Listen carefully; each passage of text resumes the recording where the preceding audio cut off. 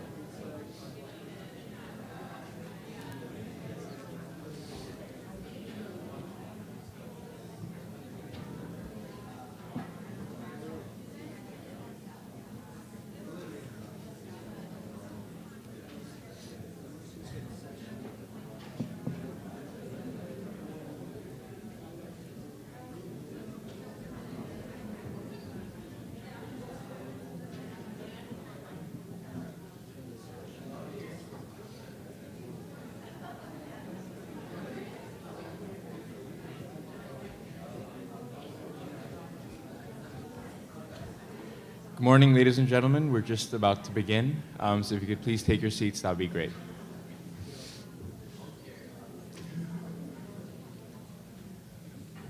So I apologize in advance for the late start. We were just waiting for people to trickle in, but I think we're good to go.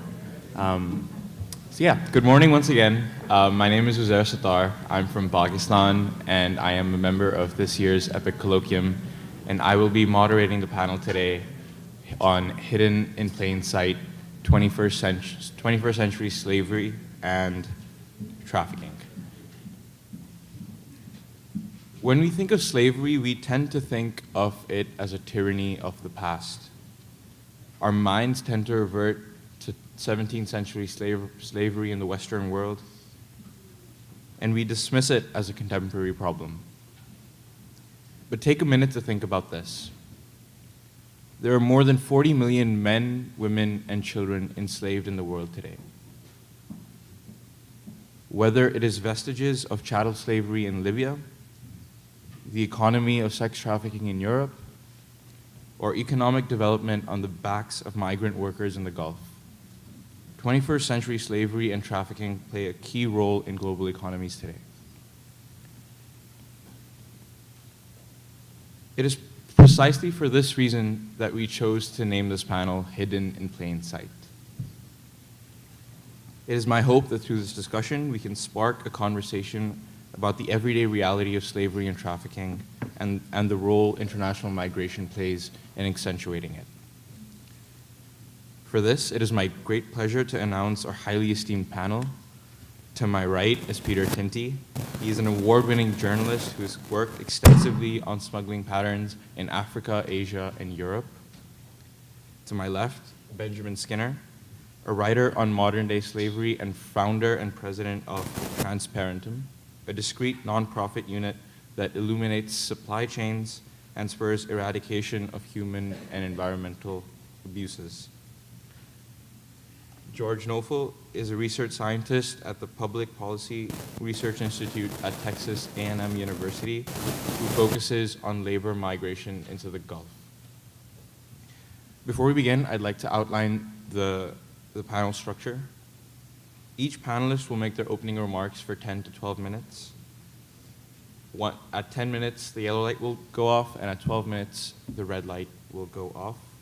After each panelist has given their remarks, they will be given an opportunity to ask each other questions, followed by a Q&A session with the audience. So please have your questions ready.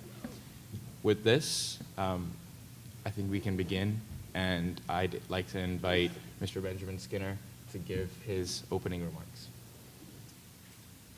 Great, thanks. Thanks so much. Do I need to... Is the mic on? Got it now. Thanks you all so much for coming out on a glorious Medford morning to ponder over the deeds of darkness. And thanks to Tufts for hosting. So I think it's really important at the outset that when we talk about slavery and trafficking, we understand what it is we're talking about, because there are the term slavery is either consigned to these kind of sepia tone photographs of the past, conjures up in images of those, or any manner of abuse. If you look up the term in Merriam-Webster dictionary, the first definition is drudgery or toil. So it's become this sort of amorphous catch-all phrase for anything that we don't like. For my purposes here today, when I'm using the term, I'm in my head and through our work, we try to create an amalgam of international definitions, and today in international law, there's a fairly standard understanding of what slavery and trafficking is. Slaves are those forced to work, held through fraud, under threat of violence for no pay beyond subsistence. These are people that cannot walk away from their work without serious adverse consequences to them or their families. And trafficking, which is a term of art that tends to get thrown around, some of you may have seen the State of the Union, to catch anything from human smuggling, non-coercive human smuggling, to other forms of migration. Trafficking is in fact a legal term under the US statutes, and it essentially involves the recruitment, the transport, or the harboring of individuals for the purpose of stealing their labor, for the purpose of putting them into forced labor, or in the case of children, commercial sex, regardless of whether the force and coercion is assumed if we're talking about minors and the sex industry. So I think it's one thing to understand what the definitions are. It's another thing, as we've begun by saying, to get our arms around the numbers. And I think there's a very important point, first off. These are not people that stand in line, raise their hands, and wait for the census to be taken. Typically, within any of the societies or any of the contexts that we're talking about, these are folks that are heavily marginalized. In the United States, they tend to be undocumented. They tend to be from poor communities. They tend to be discarded by their communities and looked down upon by their communities. They tend to be in sectors of the economy that are not regulated or illicit, and therefore they don't self-identify. In many cases, traffickers play on their fear of authority. So when the police come, they're told, if you talk to them, the next stop will be to La Migra. You'll be deported, and so they don't seek assistance. So I think that's very important to understand when we're understanding in an academic context what the numbers are. We don't know exactly what the numbers are, but one way or another, the best estimates that we have point to there being more slaves in the world today than at any point in human history. Now, part of that, a large part of that, is because there are more people today than at any point in human history. At the same time, you look at the arc of rights development over the last 200 years, and we would hope to be at a better place, not only in percentage terms, but in gross numbers, and we're not. Many times it's the worst people that have the best quotes. Joseph Stalin was supposed to have said that the death of 1 million men is a statistic. The death of one man is a tragedy. In my work, what I sought to do as a journalist, first for Newsweek and then for Time Magazine and then for Bloomberg Businessweek, is to go out and tell individual stories of trafficking victims and survivors, and to try to relay the tragedy of what had happened to them, but also the hope of their survival. And another another quote from that era, Lenin, stuck with me when I was doing that. And that was, "Что делать?" What do you do? Now that you understand the problem, what do you do about it? And one of my personal challenges as a journalist was I would write about the issues. The story would go out over the Bloomberg terminals. Sometimes we would see change on the ground, and sometimes we wouldn't. But fundamentally, we didn't have much control over that outcome. And one of the real motivators for me in forming Transparentum, which I'll get to in a moment, was to try to consolidate some of the potential to try to focus some of the power of the information towards change, towards making a difference in the lives of the victims and in their communities. And what really sparked that was when I started writing for Bloomberg Businessweek. And a brief anecdote here. The first story that Bloomberg published on this was on slavery in New Zealand's fishing industry. And this was an investigation that I did while a senior fellow down the road at Brandeis. And the remarkable thing was we did this investigation for 9 months, and we found on Korean-flagged foreign charter vessels between 12 and 200 miles off the coast of New Zealand, not the first country that you think of when you think of slavery, but in that exclusive economic zone on the high seas, Indonesian and other nationalities, but predominantly Indonesian workers, had been trafficked. They were taken in by recruiters near their hometowns. Their passports were seized as soon as they got to New Zealand. They were charged debts, and they were not paid directly.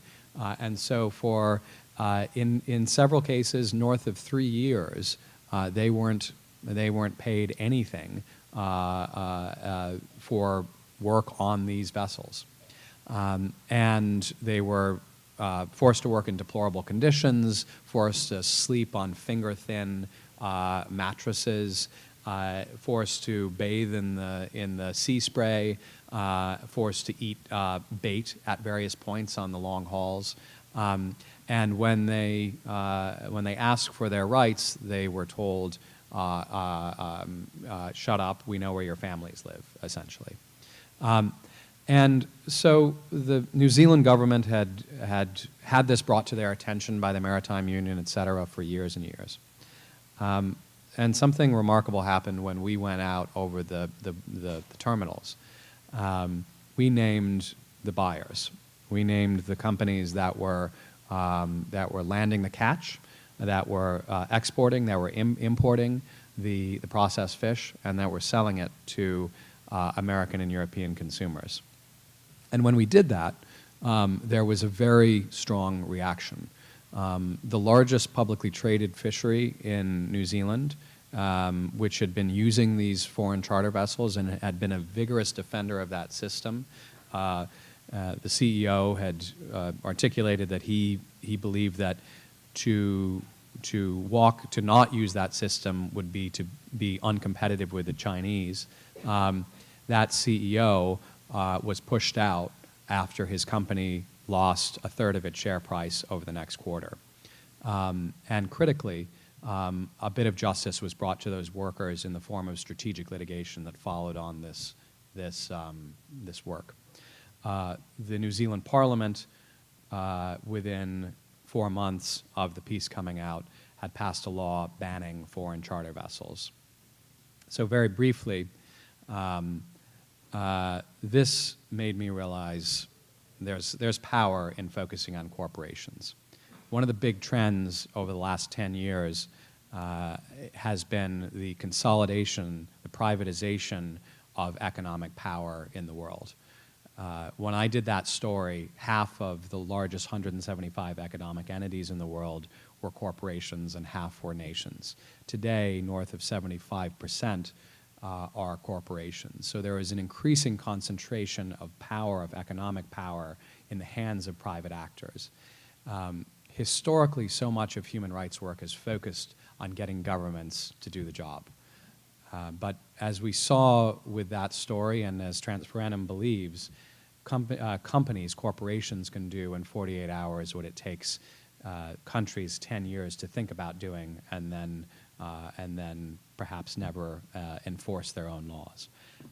So very briefly, Transparentum, we are a discrete nonprofit unit that uses frontline reporting ethics and forensic methods to understand where things like trafficking and child labor, gross environmental degradation, health pandemics happen in corporate supply chains. What makes us a little different from traditional journalism is that we go to the companies before we go to the general public. And we give them an opportunity. We're totally nonprofit. We don't take any money from them. But we say, here's our primary intelligence note. This is the information that we have. At a certain point of our choosing, we will go to disclosure with this information. We will go to your boards. We will go to investors. We will go to regulators. And through select journalists, we will go to the general public. One of two stories will be told at that point. The first is, we gave you this information, you brought justice to the victims. The second is, we gave you this information and you did nothing. One way or another, we go into disclosure. So far, it's been an effective model, and I can get more into that in the Q&A, but my time's up. Cheers.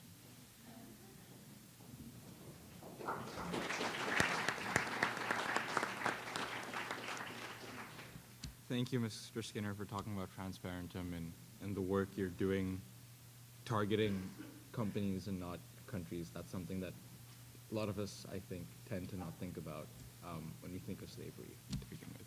Oh, I'm sorry. Sorry about that. I was just saying that we don't tend to think about how individual companies sort of affect like slavery patterns around the world. We tend to think about companies rather than countries. So thank you for that, Mr. Skinner. It's my honor to now welcome Mr. Tinty to give his introductory remarks. So with that, whenever you're ready. Okay, is this on? Great. Well, let me reiterate, thank you so much for inviting me here, and thank you for coming. It's a real honor to be here. For this presentation, I'm going to talk a little bit about the ways in which migrant smuggling and human trafficking can overlap and are often blurred, and actually how that can have really tricky and negative consequences for asylum seekers and migrants, as many governments are pursuing policies that may nominally be purport to be anti-trafficking measures, but really they're anti-smuggling or anti-mobility measures that in fact put migrants at greater risk and more susceptible or vulnerable to human traffickers. So to begin with, I think it's important to make sure we have these definitions right, and as Ben already described what human trafficking is, I mean, these two separate crimes of human trafficking and migrant smuggling are actually defined under international law according to what's called the Palermo Protocols that were passed in the early 1990s, and most nations have ratified them, and many countries have laws on their own books that are directly parallel the Palermo Protocols. And so as a result, the definitions here are migrant smuggling, according to the Palermo Protocols, is the procurement in order to obtain directly or indirectly a financial or material benefit of the illegal entry of a person into a state party of which the person is not a national or a permanent resident. Now that's not very helpful, but basically migrant smuggling is when someone pays someone else to enter a country illegally or irregularly. And in theory, it's a willing buyer, willing seller relationship. The smuggler is providing the service of entering a country illegally. Human trafficking, on the other hand, as Ben stated, is the recruitment, transportation, transfer, or harboring or receipt of a person by means that use coercion. So this is not the willing buyer, willing seller scenario. Now, the two phenomena can often blur, and a given person's status as to whether they're being smuggled or trafficked can really change depending on an array of circumstances that I'll get into a bit later.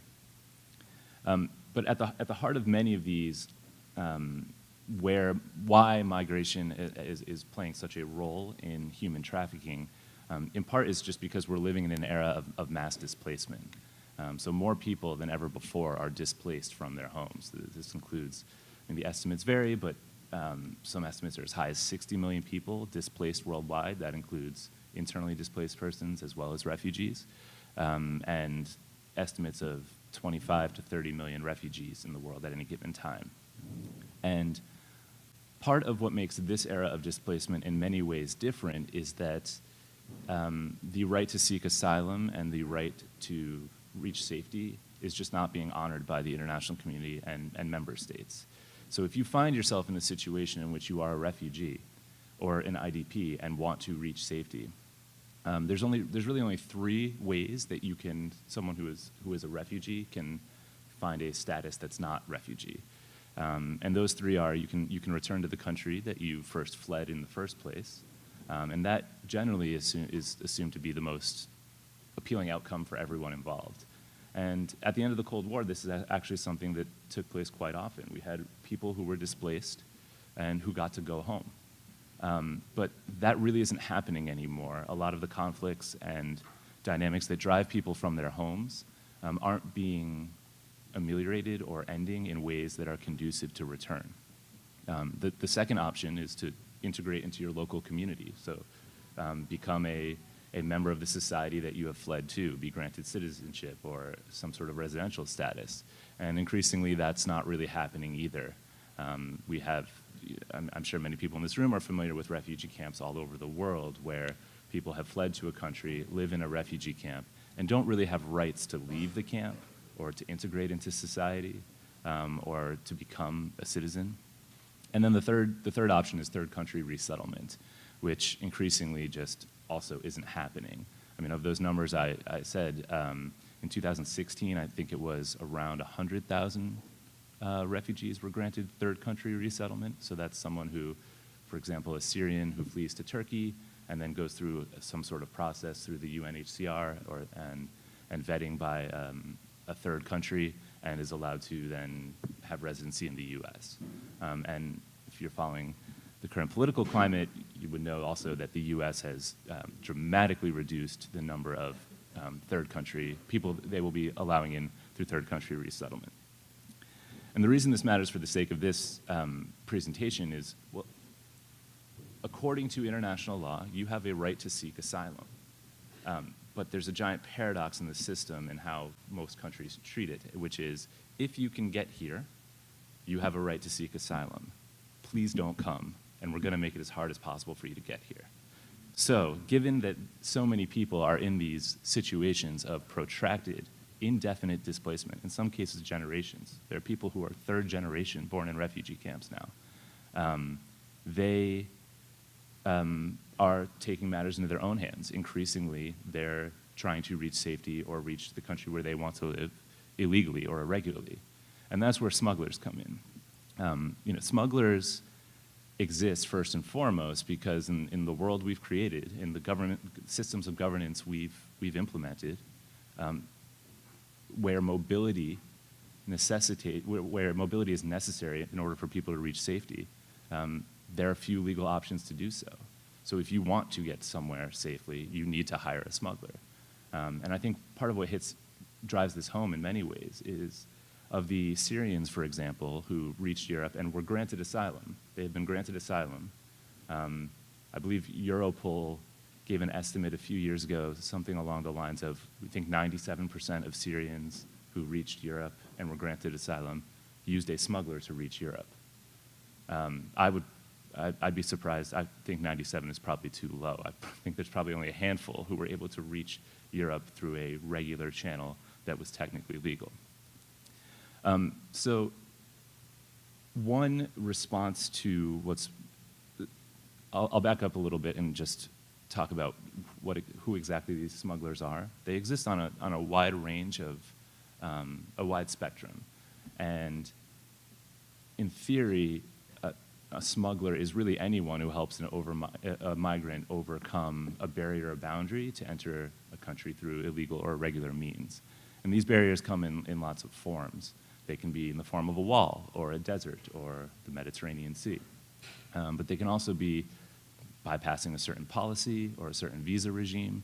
In some cases, it's migrants who have a physical profile or an appearance that requires them in which they would not be able to safely move through a territory on their own, and so they're paying someone to help them move discreetly or to navigate various socio-cultural terrain.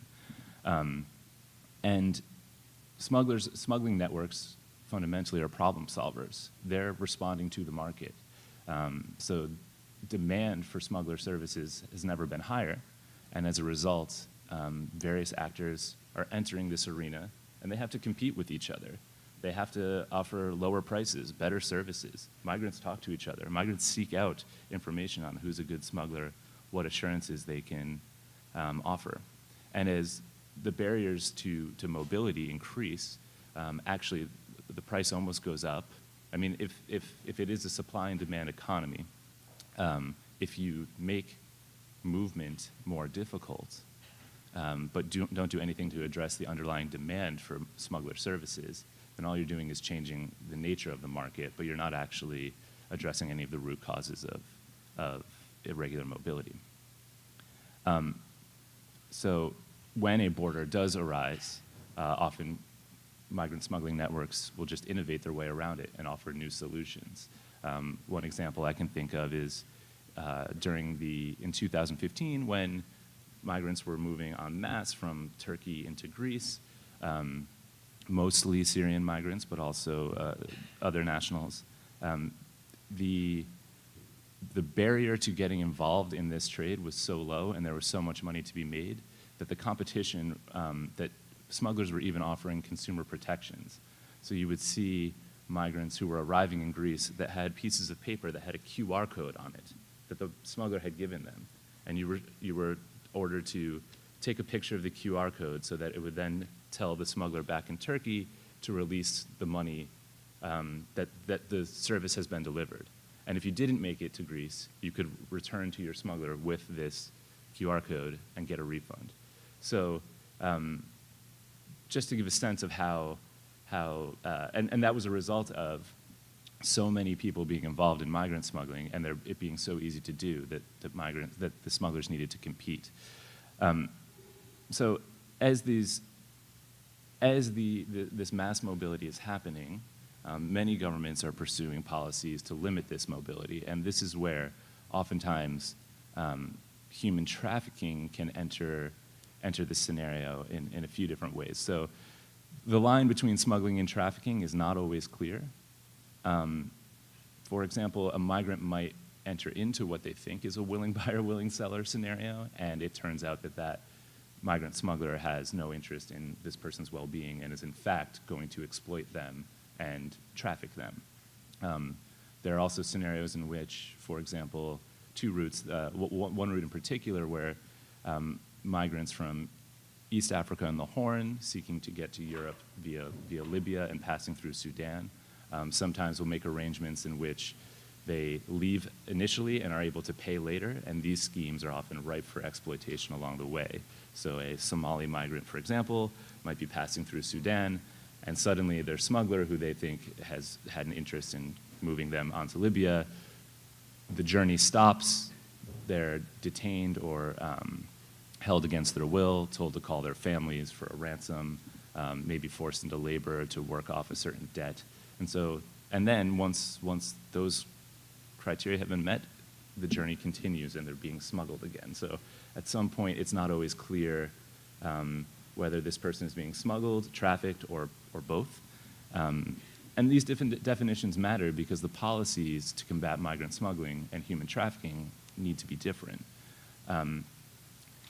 And part of I think what's important for students here, sorry, I'm getting near the end of my time, is to understand that many policies that are designed, that are called anti-trafficking policies, are really actually designed to limit mobility, to block asylum seekers and economic migrants. And the negative consequences of this are actually that it can make many of these migrants and many of these communities more susceptible to traffickers. And I'll give just 3 quick examples, or 3 reasons why. One, when you do make mobility more difficult, the low-level amateurs or kind of criminal entrepreneurs who might be involved in migrant smuggling get pushed out of the market. And the only people who can provide, the only actors who can provide migrant smuggling services in some of these very hard contexts are established organized crime groups that are that might have as part of their business models human trafficking. So in some ways, you drive migrants and asylum seekers into the hands of criminal actors that are involved in human trafficking. Second, when you make routes and itineraries more dangerous, but people still need to move, they're going to potentially have to interact with actors or take more desperate measures that push them into the hands of human traffickers.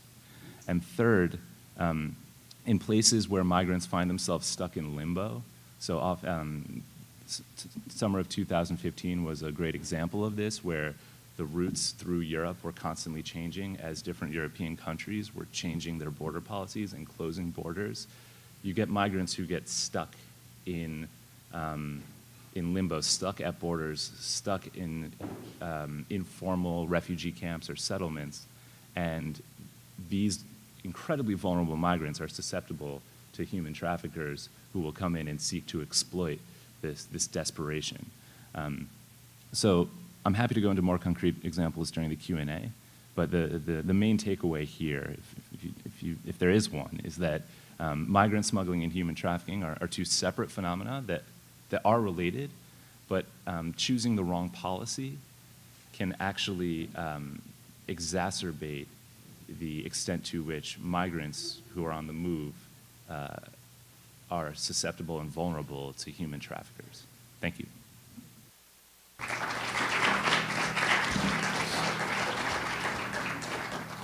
For our EPIIC class this year, we had the privilege of being assigned to read Mr. Tinty's book on this subject, and I highly recommend it. It literally changed our entire class's sort of perspective on smuggling, because coming into the class, you have a very fundamental, basic understanding of what it is. And once you sort of unpack it, you realize the complexities that are there and how policymakers tend to conflate issues, and that just exacerbates the underlying problem. So thank you, Mr. Tinty. It's now my pleasure to welcome Mr. Nofel to talk about migrant labor in the Gulf. So. Well, thank you very much for having me. I'm very excited and happy to be here. So my talk is going to take you to the Middle East, specifically to the Gulf, where I spent 7 years doing research. And I'm going to mention 3 main components. The first one is just a brief statistics on immigration in the Gulf. And then the next component will be, why do people move to the Gulf? And from that perspective, we're going to talk about potential reasons for abuse. And the third one, I'm going to give you a summary of a field work that we did with domestic workers in Doha, Qatar. So the Gulf countries, the GCC, the Gulf Cooperation Council countries, are the 6 countries that mainly export natural gas and oil. So these include Bahrain, Kuwait, Oman, Qatar, Saudi Arabia, and the United Arab Emirates. And these countries, or the region, is actually considered, before the drop in the oil prices, the recent one, the 3rd largest destination for foreign workers after North America and Europe.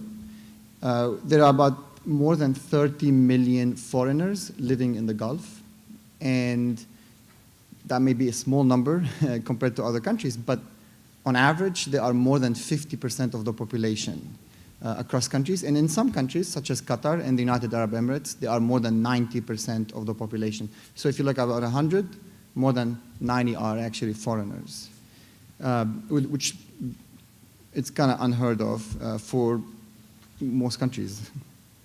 Now, because of such large existence of migrants, I mean, the Gulf countries have had attention from human rights activists, journalists, international agencies, and even labor exporting countries about concerns on working conditions, concerns on basically abuse. And there's certainly, if you go and look around, or if you live there, you certainly see some of that. You see unpaid and withheld wages. You see false advertisements of jobs. You apply for certain jobs. Once you land in one of these countries, you're forced to do something else, often as a domestic worker. Extremely very hard working conditions, and I'll give you a couple of examples from the field work. And just abuse in terms of emotional, in terms of physical, and also financial. So the question that comes to mind is, why move to the Gulf? I mean, we live in a social media, in a social network where people tell each other what's going on, especially those migrants use cheap smartphones to send information back and forth. The reason is just because there are two types of factors. There's pull factors that make the Gulf very interesting and very lucrative for migrants, but also there's push factors that push migrants from their home countries. The pull factors include job opportunities. Up until recently, the Gulf generated tremendous number of jobs, and that the local labor force could not meet, the demand of labor could not be met from the local labor force. Let me give you an idea how small the local labor force is. We're looking at, for example, in 1981, when the GCC country was formed as a council, there was about 15 million people living in an area that is almost 1/3 of the United States land size. 15 million only. But there were tremendous ambitious plans to, build better infrastructure, airports, the largest, the tallest building, and so on and so forth. To meet those demands, you needed to import labor. The local labor force was also young, one of the youngest, and very unskilled, right? So the education level was very low, so you needed foreign workers. Besides that, there were tremendous relative high wages. So for instance, in the 70s, if you were an Egyptian school teacher in Egypt, you could move to Saudi Arabia and increase your salary by more than 20 times. That's very lucrative, even if that comes perhaps with very difficult working conditions. Even recently, this is 4 years ago, if you're an Indian worker, you are making 5 to 8 times more than somebody who is in India with similar characteristics. That's still very lucrative. These were pull factors. The push factors is most workers came from countries that were overpopulated, whether South Asian countries, whether Middle Eastern countries, with really very low job opportunities, high unemployment rates, and often also with very, unstable countries with armed conflicts and instability and just poor economic performance. So the pull and the push factor made the Gulf a very, very interesting destination for migrants. Now, because of that, the Gulf countries took advantage and set up a system called the kafala system, which is the sponsorship system. That governs every aspect of the life of immigrants in the Gulf, from getting the visa to entry, from every other aspect while living in the country. The sponsorship system or the kafala system basically assigns you a sponsor, which could be a local entity as a business or a local individual that you have to get permission from to do literally anything.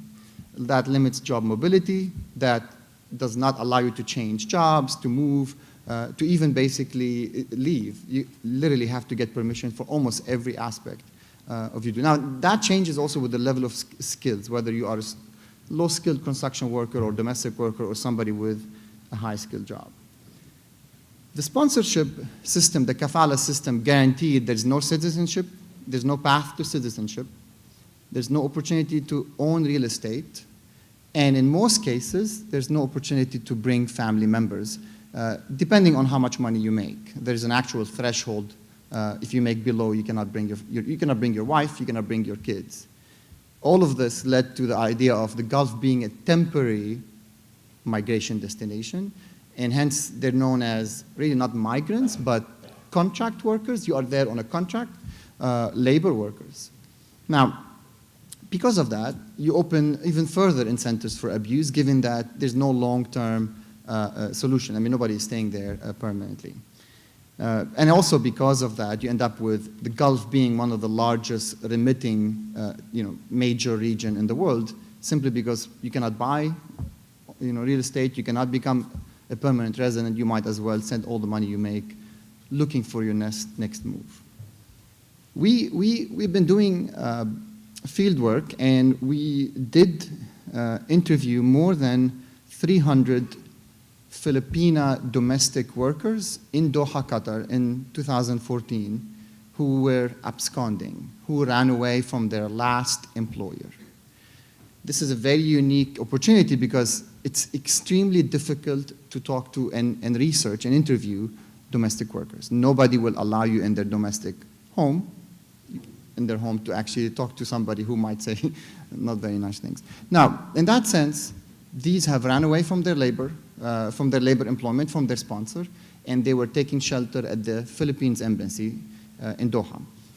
Using the help of the ambassador, obviously, and the labor attaché, we were able to interview them over a period of several months, whether it was qualitative, face-to-face, or whether we had actually a quick survey. Here's what we found. We found that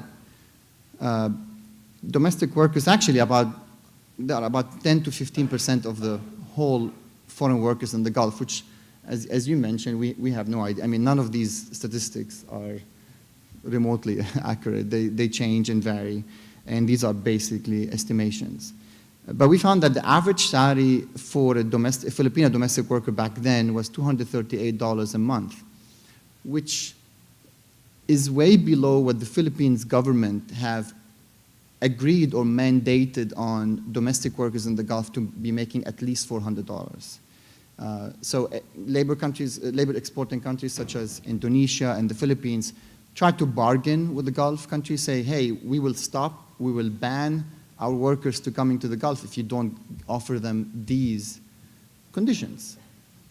In most cases, they do ban them for a while, but at the end of the day, it only hurts the workers because it opens all sorts of recruitment and smuggling through other countries.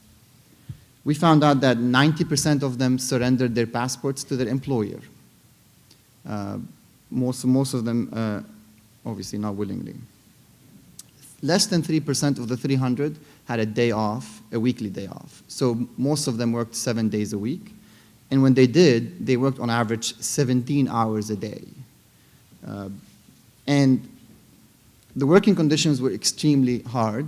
It was long hours, long days, no break, no connection with the outside world, and in most instances, lack of food. Their employers never really provided them food. If they can eat leftovers, that's fine, but they had to literally hide and do that. Now, what was surprising for us is they listed the reasons for absconding as either physical abuse, so all sorts of physical abuse, financial, which means they're getting paid less than what they agreed on, they're not getting paid, they're getting paid irregularly, working conditions, long hours, long days, and also other personal reasons. Some of them got pregnant, some of them were promised a better job somewhere else, so they ran away. But at the end of the day, what was extremely surprising to us, and this is really ongoing research, is that abuse does not deter them from wanting to go back to work. So whenever we asked, hey, you were physically abused, or most of them were physically and financially, and it's a combination of multiple reasons. Do you still want to come back to the Gulf? Do you still want to leave the Philippines? Eventually, they're going to get deported to the Philippines. Do you want to still come back? And they all said yes. And for us, it was surprising at first, but then it makes sense. At the end of the day, their main objective was to support their families back home. So being physically abused or financially abused and pushing them to get up, run away, only hurts their financial objectives of providing for their kids and families back home.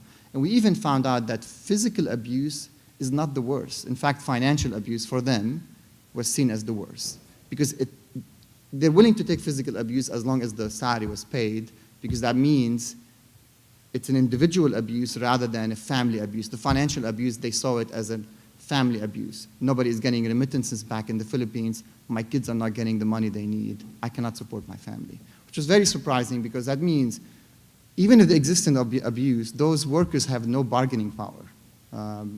They will always have to come back, and they're willing to come back, and countries know that. Anyway, to end is that literally these Filipino domestic workers are hidden in plain sight. Thank you.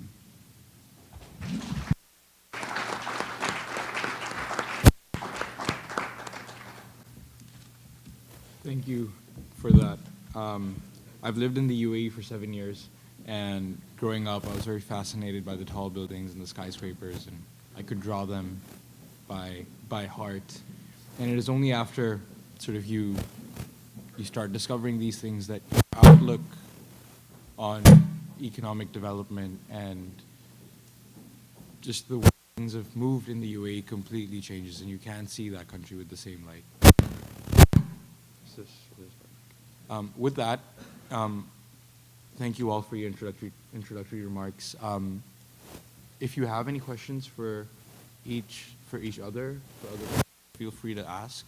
Otherwise, we will open this up to the public. I have a question for George. I thought the point about how the workers wanted to come back was eerily familiar to what I've seen after enduring abuse.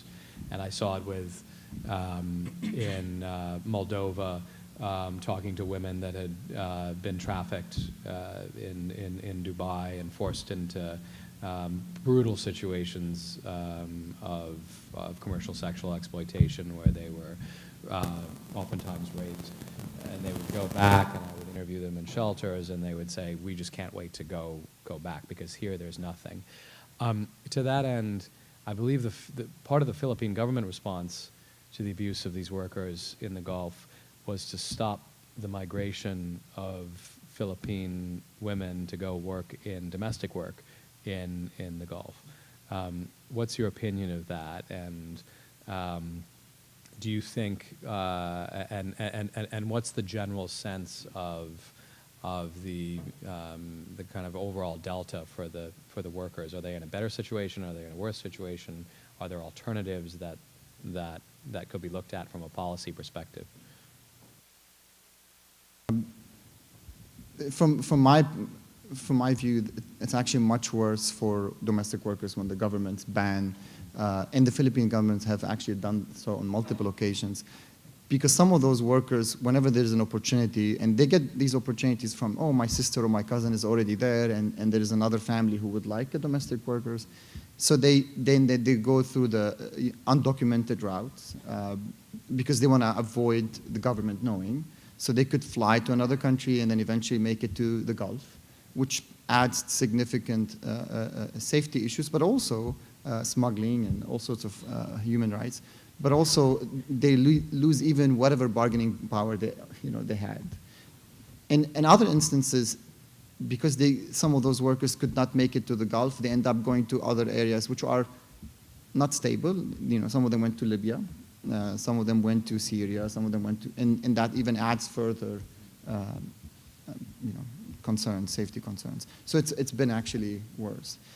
I think the labor importing countries, the Gulf countries, have to be involved. They have to be involved. They have to track down on those recruitments. They have to track down on some of the labor laws. For example, recently this year, the United Arab Emirates. The labor laws in the Gulf under labor laws. The United Arab Emirates is the first country that actually brought domestic workers this year. It's not enough, but it's a huge step forward. Once you acknowledge them, so you can slowly build towards them. Another perhaps component is, as economic, as you mentioned, basically economic incentives are the main driver. As the price of oil declined and the destination of the Gulf as being not as lucrative as before, perhaps some of those changes will be made to add to some of the competitiveness of the region.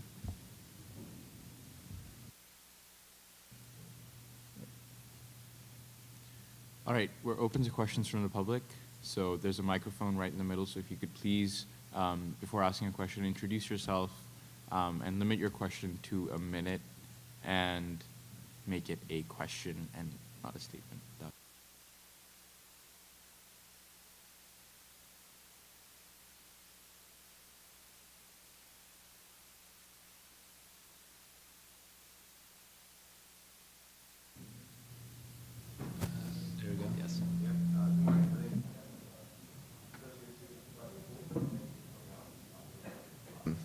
I would like to, oh, there we go.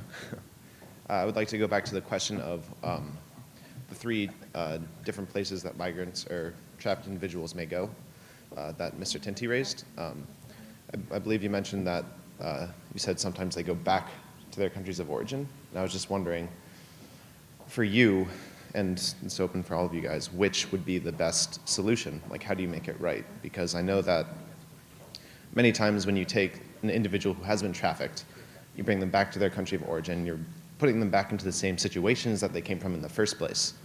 So I guess I'm interested in hearing what you all as a panel think of, do you resettle them? Do you bring them to a third-party country, or do you bring them back to their own countries?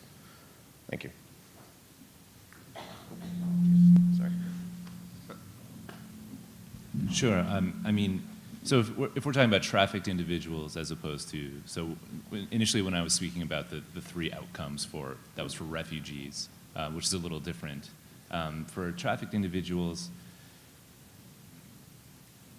I'm not sure if there's a singular policy I would support. I think it depends on the individual. Are you sending them back to a country where they'll be in danger? Is obviously a concern. In many cases, some individuals who are trafficked, particularly, I'm thinking of, say, Nigerian women from southern Nigeria who've been trafficked to Italy. The initial decision to go is often one that's made with families and under the expectation that this is in some ways like an investment that we're making as a family, and you will send remittances back. I think I believe that's the case in golf as well, definitely. So trying to untangle that, I mean, those are social questions in a lot of ways, and determining whether or not, I guess the primary concern is deporting this person, putting them at risk back home, should, I guess, be the first question, and there should be in many ways, a do no harm approach. But the agency that many trafficked people have and the ways in which they navigate their own situation is something that can be very hard to understand if you're not from this person's situation.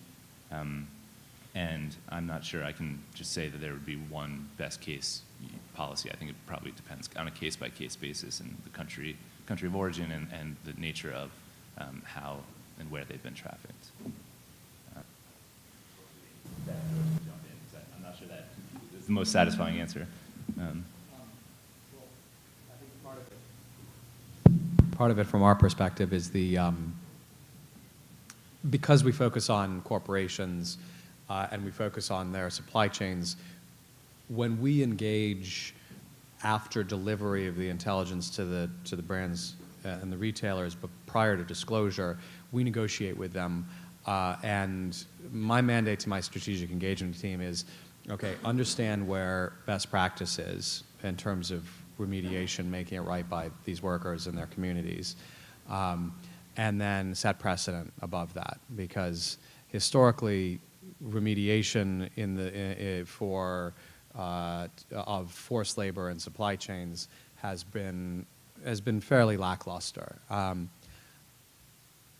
We're right now in our third investigation. I can talk a little bit about the second investigation. We try to keep things fairly tight, but the second investigation we're just entering disclosure on now.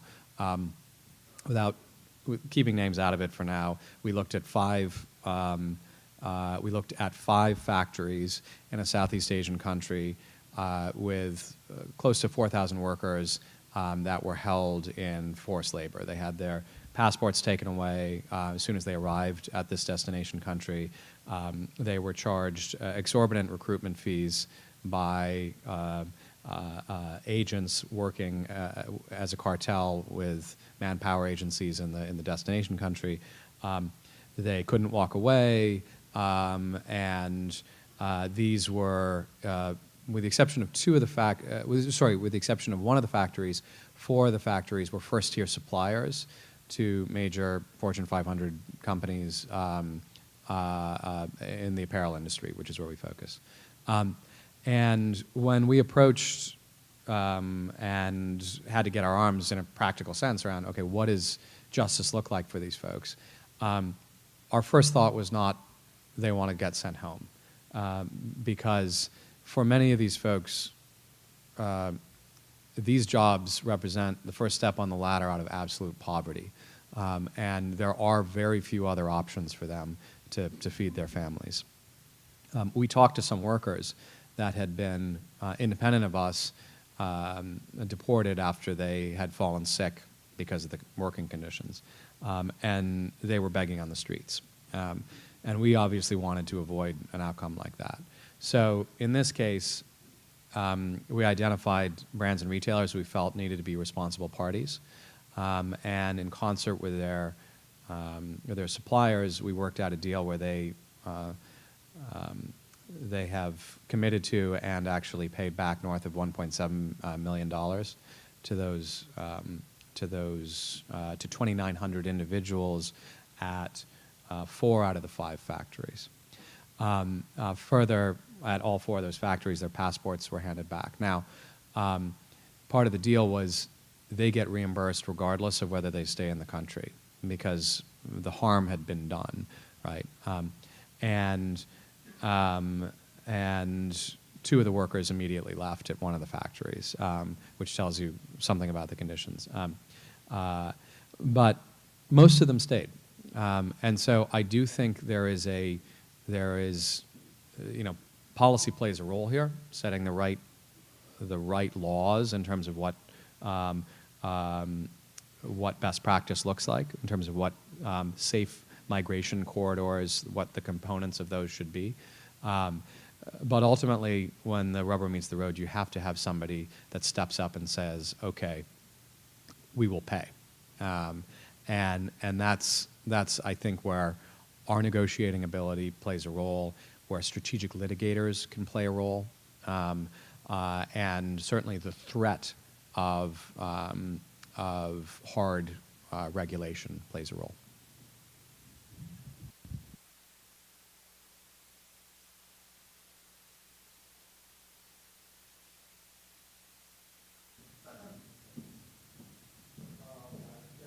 Working? Oh, all right. Yeah, sorry. Yeah, so I have a question directed to the entirety of the panel. My name is Lu Jianzhang in Chinese. I'm from Beijing Peking University. I'd like to elaborate my question first with 2 examples. I remember Mr. Skinner had mentioned that some of the reasons cited by these, let's just say, slavery fishing companies was that they could not outcompete the Chinese in a certain way. And the second example that I would like to make is that when you look at agriculture during the past decade, some countries like, for instance, Somalia, which is heavily dependent on the cotton trade, often have to endure these very, very low international cotton prices because the United States give enormous allowances to cotton farmers in the US so that these cotton farmers in the US will be able to sell their prices in the global market at a very, very low price, and therefore cutting down profits from these developing countries. So the question that I wanted to ask is that, do you feel that there is an issue, like for instance, a labor price over in the global market that is like the systemic reason for why these kinds of, let's say, slavery exists, because there's otherwise no way for them to make a profit or perhaps, say, withstand the costs? That's my question.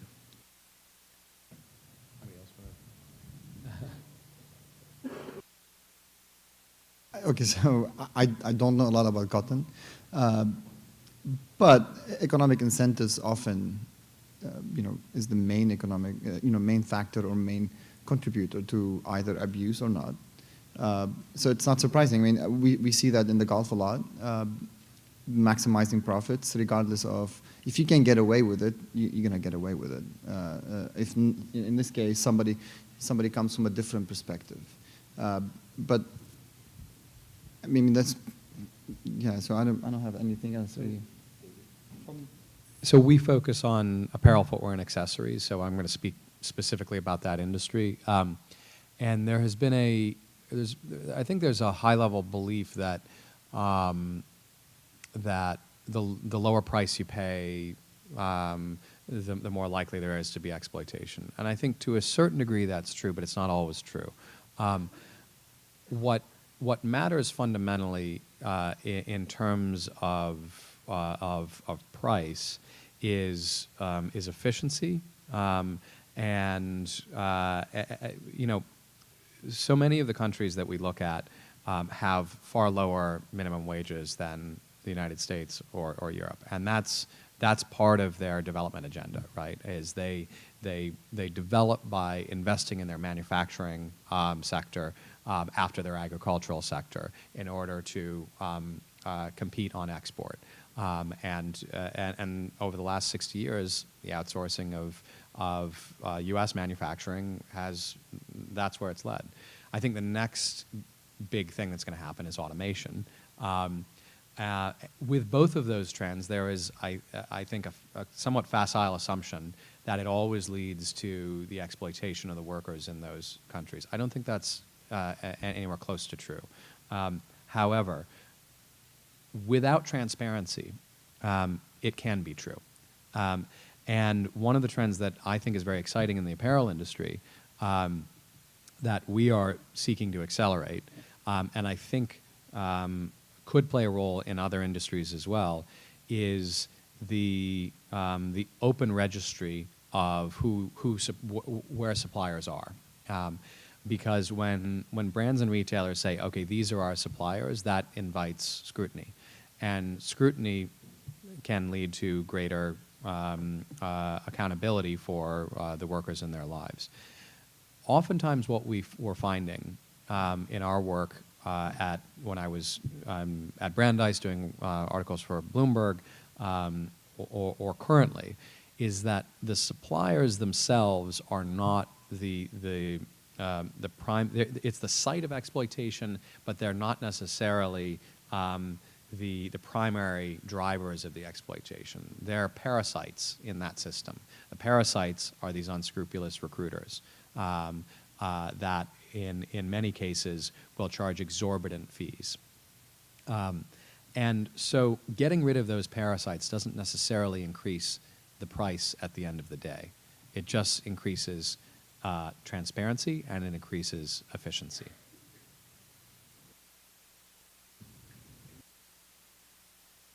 Good morning. Oh, so loud. Okay, yeah. I'm Roxanne, so I'm from Singapore, and my question will be directed towards Dr. Nafal. Yeah. So similarly in Singapore, we also have a significant population of foreign domestic workers from Philippines, right? And I'd like to ask these two questions. So first, to what extent can the role of the host country government's policies ameliorate the abuses of domestic labor? So in Singapore, for example, we have things like the cooling, like a day off policy for foreign domestic workers. So like, are there any best policy practices you would recommend? And secondly, what potential do you see in the sending country's role in helping, in enabling the people who live outside their borders to have fairer working conditions? Because I understand it's not so easy given like the borders and stuff. Excellent questions. Without the host country, without the labor important countries, 100% commitment, abuse will always be there, and not a lot can be achieved. For instance, in the Gulf there is a yearly physical health checkup, but there's not a mental health checkup. Mental health is such an important component of. Just think about this: if you have a bad boss or a bad supervisor, when you go home, you go home. That separates, at least gives you some. But if the supervisor or the bad boss is living with you and you live with them, then that adds tremendous amount of emotional and mental anxiety. And you do see, unfortunately, bad cases and criminal activity. So the host countries have to be 100% involved. And they have to be able to get to those domestic households to be inside to know exactly what's going on. At the same time, long-term, labor exporting countries, such as the Philippines, ideally they would slowly work towards improving local conditions. So some of that remittances and the money being sent out is not used just for consumption, but maybe perhaps for startups and small businesses to create jobs and eventually minimize the need for workers to leave. However, at the same time, getting into agreements with host countries and labor in the Gulf, for example, and in this case Singapore, on to try to get some of that bargaining power trade agreements, bilateral agreements, and perhaps even more than to help achieve some of that, support that domestic workers need. Thank you. Hello. Hello. Hi, I'm Guillaume Payou. I'm a sophomore student from France. I have a question for Mr. Skinner. It does not work. Okay. Yeah. Okay, I'll try to ask you like this. So I had a question regarding the situation you had with the companies, and once you propose to disclose the information regarding the ships with foreign labor and so almost slavery. You said that their stock price went down. It showed the incentive for the company to move away from that kind of labor. Do you believe that the reason that this proposal to disclose information is so effective, or this proposal to disclose information that could have massive economic impacts on the company is the only reason why companies would be willing to change their behavior? Or do you believe that there's some moral interest in changing their behavior? The situation, did they actually care about what happened, or was it just in their self-economic interest to change what they had done and perhaps show willingness to repay the workers, or show willingness to change the way they do things? Thanks very much for that question. I think it's a good one. I want to be clear.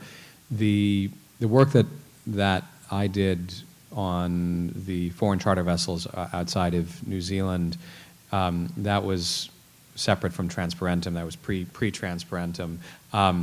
And it wasn't so much a proposal that we disclosed. We said, we're going to go out over the Bloomberg terminals and in the pages of Bloomberg Business Week in 48 to 72 hours. What's your response? And frankly, one of the things that I think sparked the creation of Transparentum was what we saw was of the 18 or so companies that we went to, a lot of them got into a defensive crouch.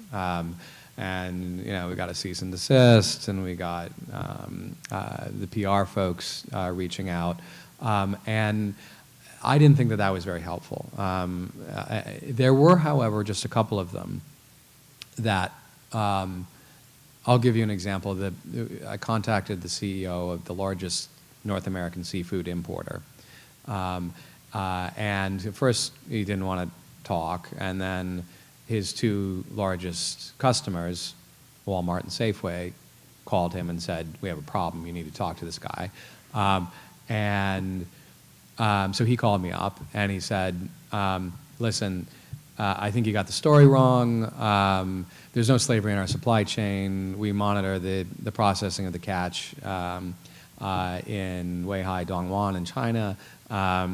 There's 99% retention of the workers after the Chinese New Year's. They wouldn't go back if they were in trafficking situations. And I said, well, what do you know about the people that were actually catching the fish?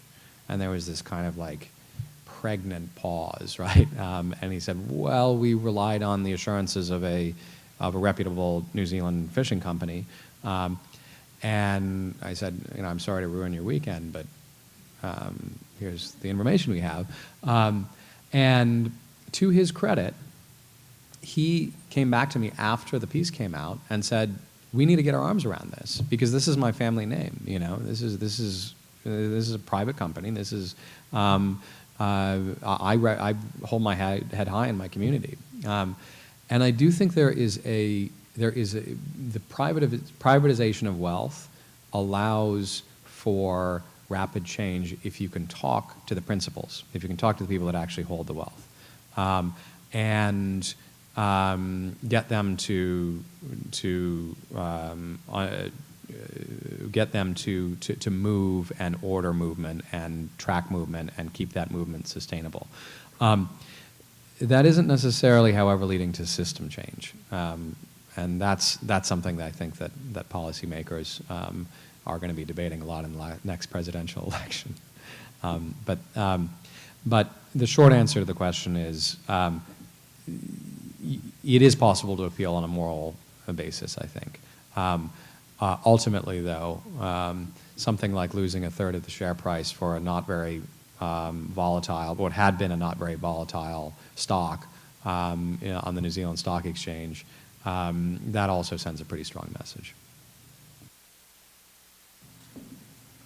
Hi. Sorry. Hi, my name is Hila. I'm from Israel. I study social work. And my question is for all of you. What can we civilians in our country do in order to stop, prevent, make awareness to human trafficking and smuggling? I'll go very first, very briefly. Increase the demand for ethically recruited workers. And you know, demand to understand and shine a bright spotlight on migration corridors, understand how people get there, and refuse to hire those where you don't understand that migration corridor. That ideally leads to the creation of enterprises, social enterprises that are ethical manpower agencies. Right now, you have a few kind of nascent ones, but I think this is probably a good call for those of you who are thinking about what you want to do next and have an entrepreneurial impulse. There is a real opportunity to create businesses, ethical recruitment businesses that are basically fair trade for workers. Go ahead. I'll just concur exactly what Ben said. I think information is very important. Knowing in the line of work I do, recruitment agencies and the movement of individuals is really where most of the problems actually occur. Knowing more, asking questions, and not being silent is really the key. And moving forward, just learning more, being curious, and asking questions, and investigating on your own will take you a long ways.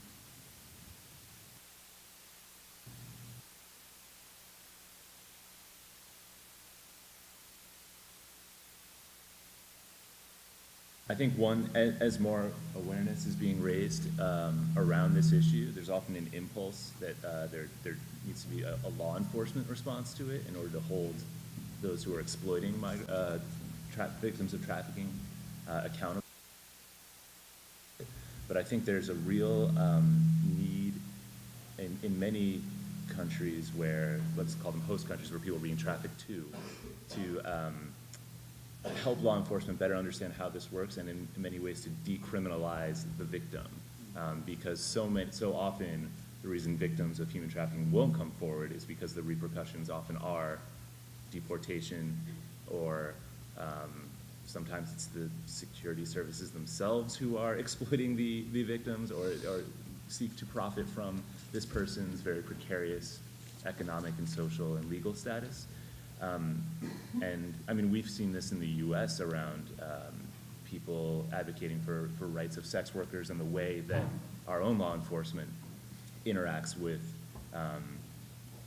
victims of human trafficking, and how those are not always entirely positive experiences for the victims in coming forward. So I think in many countries, working with civil society and victims' rights advocates to help law enforcement either reform how they operate or to educate them in the first place on how to deal with these situations ethically and responsibly is a huge gap that I see in a lot of different places.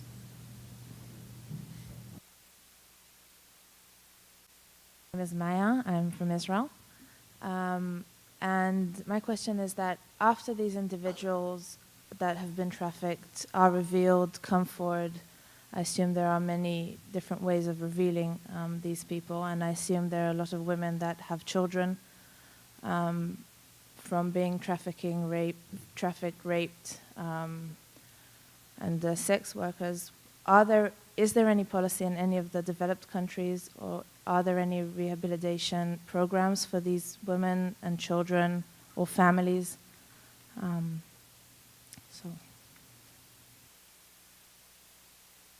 I'll let George talk about the Gulf. I fear it's a pretty grim situation there, but In the United States, there's something called the Trafficking Victims Protection Act, and under that act, that created a special visa.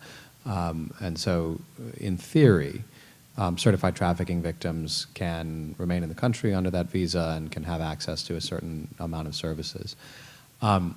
In practice, it takes a lot of lawyering to move things in the right place. Full disclosure here, I sit on the board of the Human Trafficking Legal Center, which is a network of strategic litigators that have won millions of dollars of judgments against traffickers with an eye to bringing restitution for victims. And I think one of the most, the thing I love about the network is it not only hurts those that have harmed others, i.e. the traffickers, by impoverishing them or seeking to impoverish them, but it provides restitution, which under the law in this country is supposed to, seeking that restitution at least is supposed to be mandatory. In practice, it almost never happens. When you get white shoe law firms involved that normally charge $1,000 an hour, and you have them representing some of the most disenfranchised women in the country, a lot can happen and messages can be sent. So, for example, the head of this organization, a woman named Martina Vandenberg, who was a Rhodes Scholar and herself walked away from a high-powered law firm to do this, sued the government of Tanzania because they had, one of their people at their embassy in Washington, one of their diplomats, had trafficked his maid, abused her horribly. And diplomatic immunity or not, in a civil court, you can win, and she did. And what's more, she actually collected from the government of Tanzania. So I think strategic litigation holds a real big promise, and there are shelters. They're almost inevitably poorly funded. They're highly localized, and I think they deserve support, obviously, but in my lifetime, I'm more interested in those kind of system changes, and strategic litigation is a real good way to do it. So in the Gulf, so there's no really, refugees are now welcome in the sense that, the latest crisis, Yemen or Syria for that matter, the Gulf countries were criticized for not taking on almost any refugees when other countries have. The response was, well, we are providing financial aid at the location of the crisis. But it's not surprising because the Gulf countries, the refugees is usually permanent status, and moving to the Gulf is not permanent. So that's something very clear. Now, for cases where domestic workers get pregnant or they absconded, they do not have options. Their options is either to run away to their embassy, or go to the police station, or wander around the streets and be with somebody undocumented. Eventually, though, ultimately, they will be rounded up in a detention center, and usually they have hundreds of them. And what happens is they rack up fines on a daily basis, and every 6 months to a year, either a nonprofit organization will pay for their fines and tickets back home, or the government will issue a pardon for everyone, and they actually deport them. The Gulf countries has always deported, and usually after deportation, it's a life ban for coming into the Gulf. So pushing away some of those issues away rather than dealing with them.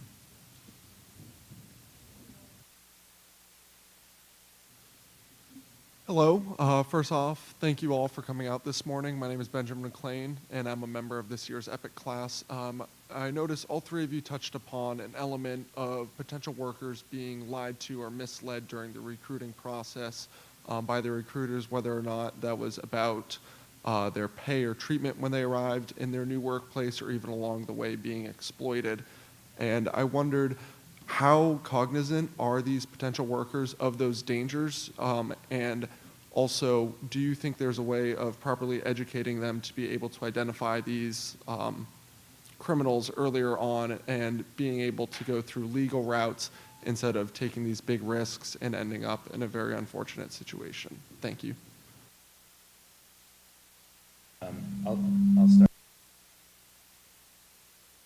But there are various different types of these labor schemes where people are exploited and trafficked. I think like in the Gulf, for example, people are going through a broker or a company that might turn out to be very shady, and I think this is often the case in Asia as well.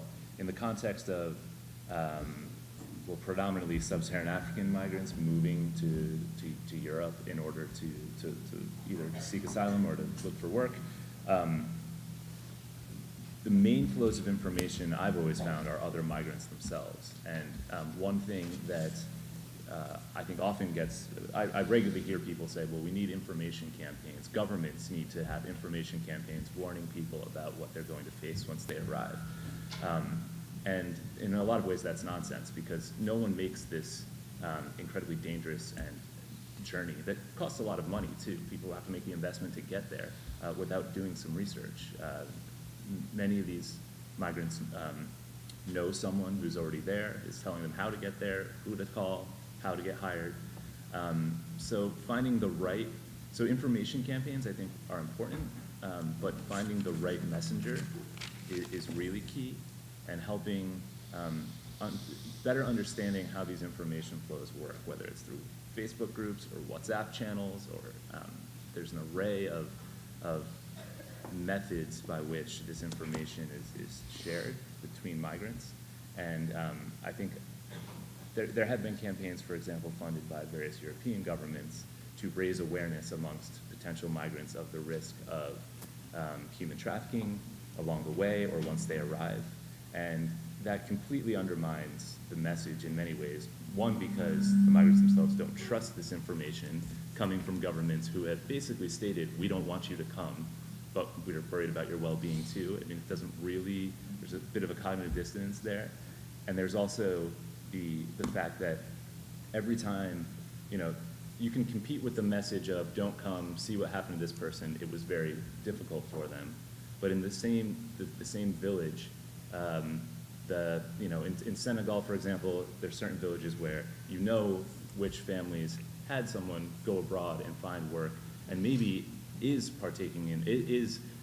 being trafficked or in an employment situation that is definitely meets the criteria of trafficking, but their houses have better roofs and a satellite dish, and their children can afford school fees for their children. So that's the competing message, is you can say, don't come, it's dangerous, and then the other message is, it's working out for other people in my community in ways that we have deemed worth it for my family, so I'm going to go. So the messaging question, I think, is a very complicated one, and one that I think people who are designing it or want to spread awareness about this should be very cognizant of who the best messenger is to disseminate this message. Completely concur. This is something that I'm currently studying.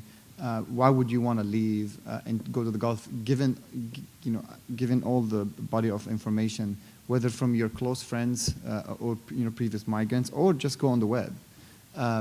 So we did a pilot study in the airport in the Philippines, one of the major airports in Manila, and so we asked people who actually came from the Gulf, and we wanted to meet with them outside the Gulf, so hopefully they would be, very honest and open.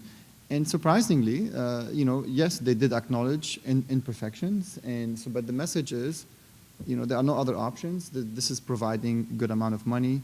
I'm feeding my kids, and we'll deal with it.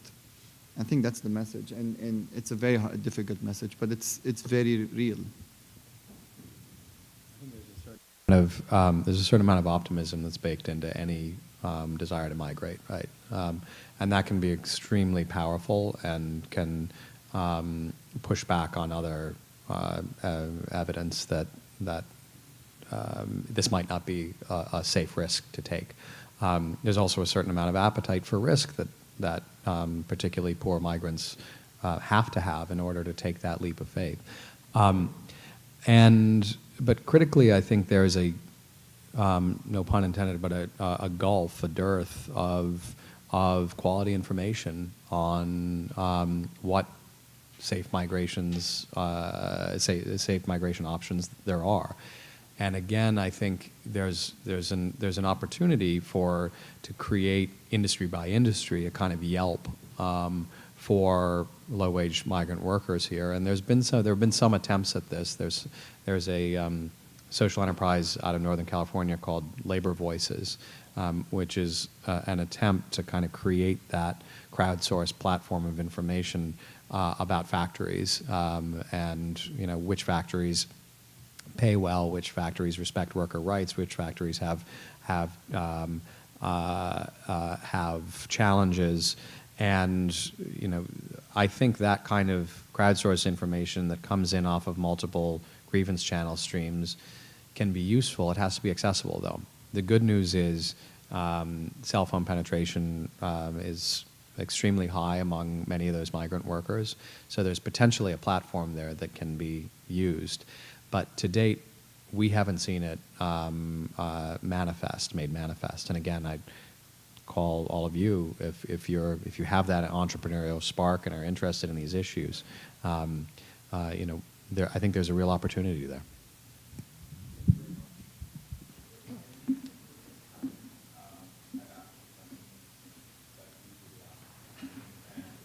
Short as well as the answers. We're running slightly over. Good morning. My name is Madeline Barrett, and I'm a cadet at the Virginia Military Institute.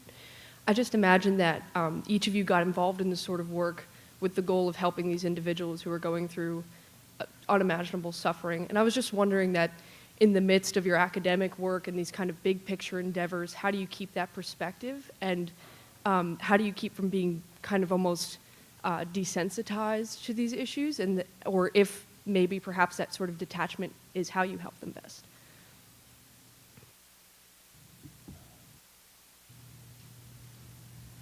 It's a really tough question. If anyone knows what their response right also is. So, we provided a blue book for each worker, and we said just write about your experience moving to the Gulf. And when you read it, it's in Tagalog, so it's translated. It's very difficult to read. In some instances, somebody was dropped off at the airport, and she wanted to stay, and rather than go back to the Philippines, she ran away from the airport, got picked up by another family, and the family tried to do a visa for her, and the police said she's undocumented. That's a very small kind of mistake, but she was banned for life, deported and banned for life.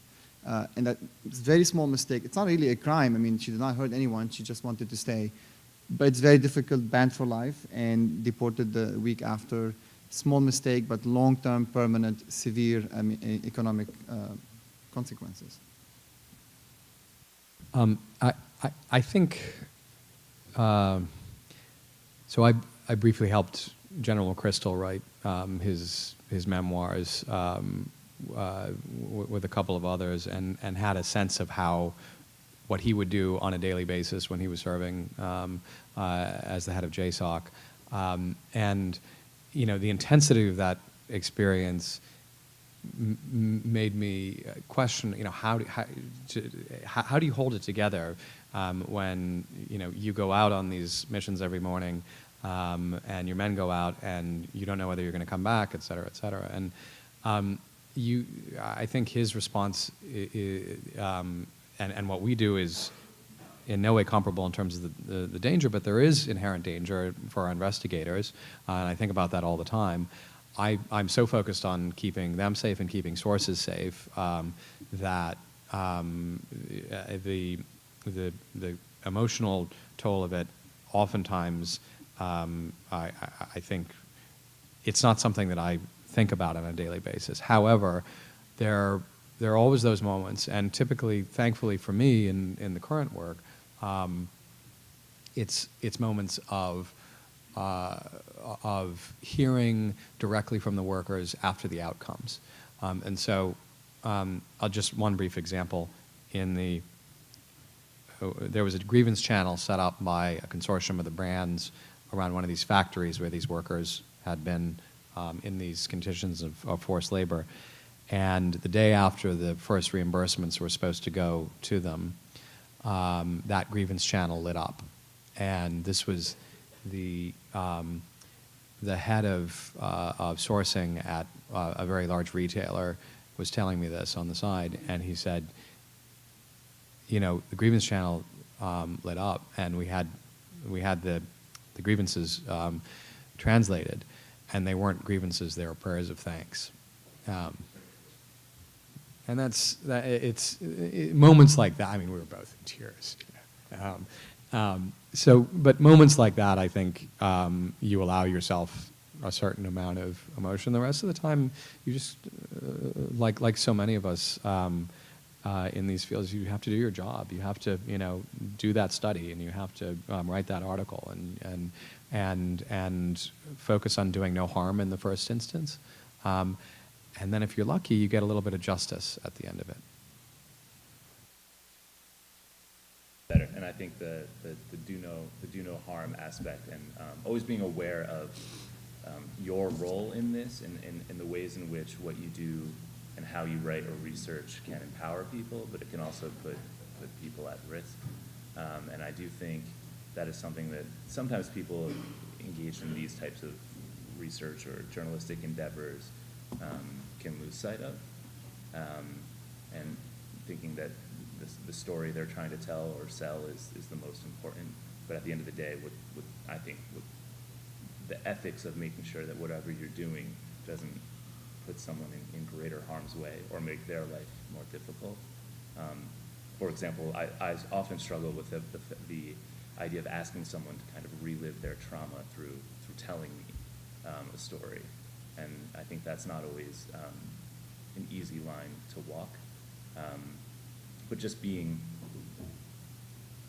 conscientious, I think, is something that whatever endeavor you're involved with, especially if it's even tangentially related to human rights or people's lives, is paramount. Hi, my name is Federico. I'm from Argentina. I know that probably this is not your field work because you haven't mentioned it, but I would like to know what are your thoughts over the human trafficking and modern slavery in Latin America, and how do you think this issue is going to evolve the next couple of years, especially in South America after the Venezuelan crisis?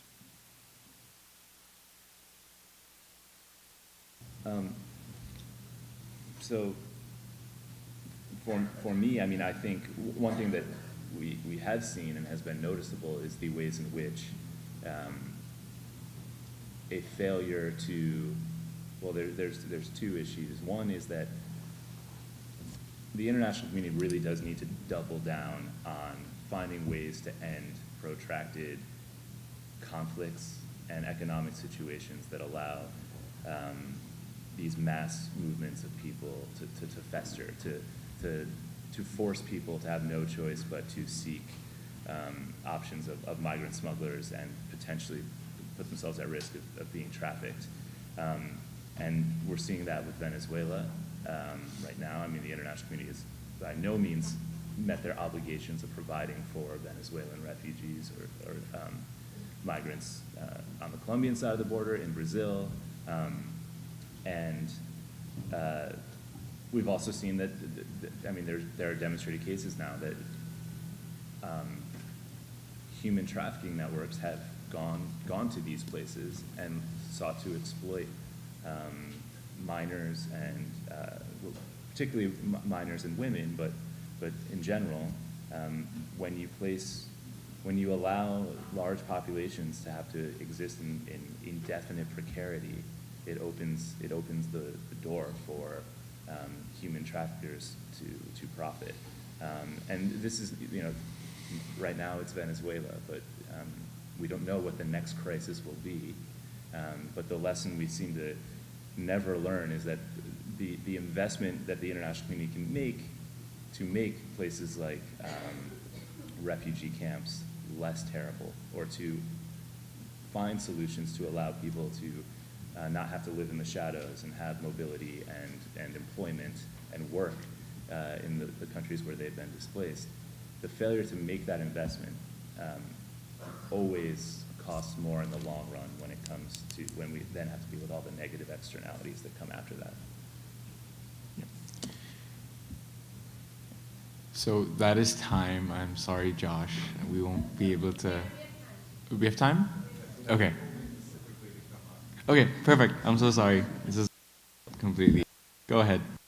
Yeah, so hello, my name is Josh Clarkson. I'm a member of the EPIIC colloquium, and I'm going to direct my question specifically to Mr. Tinty, but of course, all three of you feel free to jump in.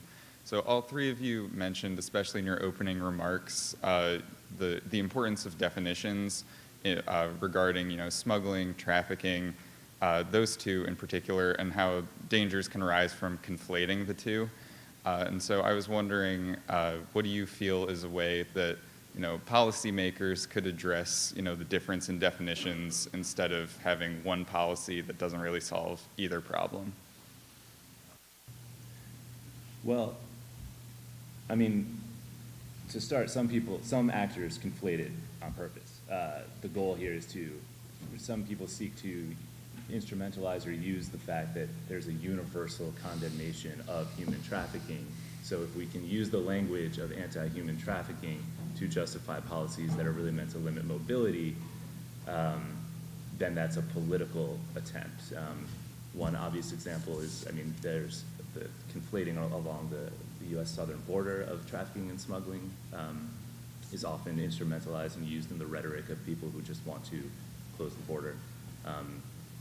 But another example is, the EU policy and various European states' policies of working with partner governments in source and transit countries. Right now, the EU is funding the Libyan Coast Guard, which is really not a Coast Guard, it's a bunch of militias that call themselves the Coast Guard, some of whom are involved in human trafficking. And so once they intercept boats, they take them back to facilities where people are often then trafficked or sold or held indefinitely, and their rights are being abused. And this is being called an anti-trafficking initiative, when in fact it's just exacerbating the problem in many ways. So one, there's people who are conflating on purpose, but the second definition, and I think just awareness is a really important component of this. The idea that, like I said, many people reach out to smugglers or use smugglers because they've deemed them necessary in order to reach safety. Breaking down the barriers to legal, regular migration, especially for asylum seekers, would go a long way in reducing the space in which all of these, some of these nefarious actors can insert themselves. And most importantly, making sure that policymakers, law enforcement, and members of the judiciary know the difference and have laws on the books. And that has been a big initiative in several countries where organizations like the IOM or UNHCR have been working with local governments to make sure that they have national legislation that defines these phenomenon, and that there are, that members of the law enforcement and the judiciary are trained in a way that they understand the differences and can adequately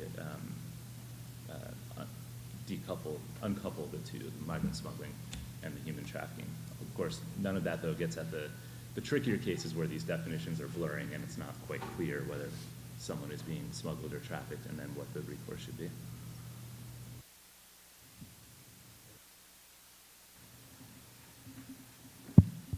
Hi, I'm Suzuki Tomoe from Singapore, and thank you to Senator Omidvar for giving me your place in the queue. Okay, what I'd like to ask is that so far the discussion has kind of divided into, refugees, and then we also have migrant labor in places like the Gulf and Singapore. But what I wanted to ask for the whole panel, what are your thoughts on migration deals that seek to integrate refugees into local economies? For instance, the Jordan Compact that promised to place 100,000, 150,000 Syrian refugees in apparel manufacturing, and also like a seeming trend of other compacts coming up, like the Ethiopia Jobs Compact. Thank you.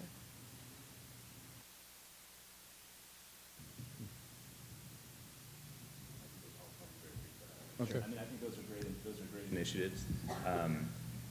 Again, when we talk about the so-called refugee crisis in 2015, where this massive flow of refugees were heading towards Europe from the Middle East and Africa,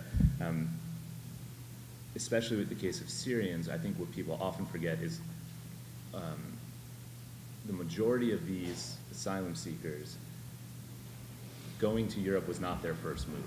Many of them were living in a refugee camp or in the shadows in the illicit economy in ways that were just untenable. And so they said, enough is enough. Why should I believe the international community when they say help is on the way and that I have rights when they're not meeting those obligations? I'm going to move. And that, again, is what allows for the maturation, the development of these smuggling networks and also human trafficking networks that can insert themselves in it. So getting refugees and asylum seekers out of camps and into the formal economy, I think is the best investment that can be made. Now, politically, that's often not, the question is getting governments to agree to do that. So there are several governments who don't want to integrate refugees and asylum seekers. They would prefer to keep them in the shadows, in camps, out of sight, out of mind. But that's something that I think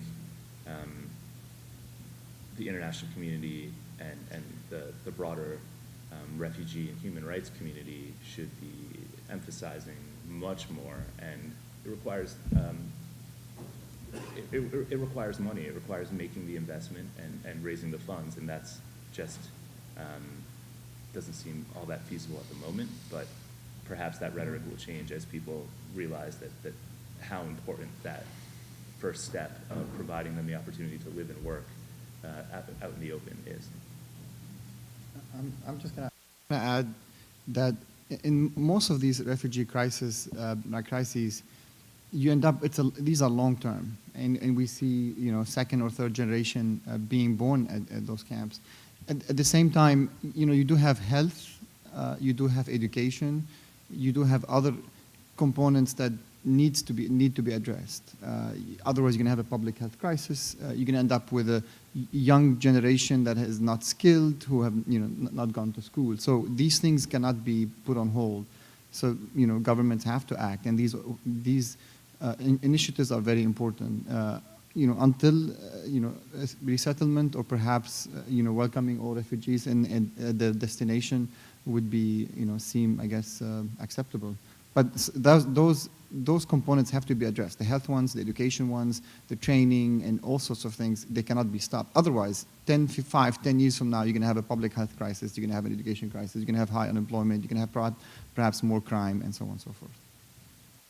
Yeah, I don't have much to add to that, except the dark radical alternative to a systematic approach to integrating refugees, considering how to reshape economies in order to